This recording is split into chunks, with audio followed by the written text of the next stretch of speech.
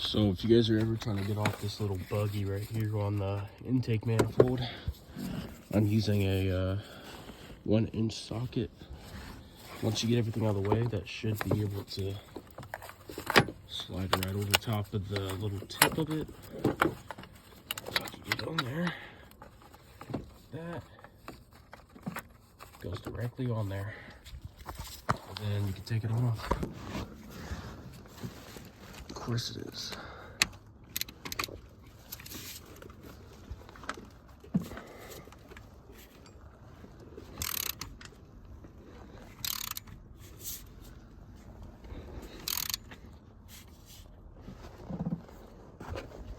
Make sure you don't strip it, because if you do, you're cooked.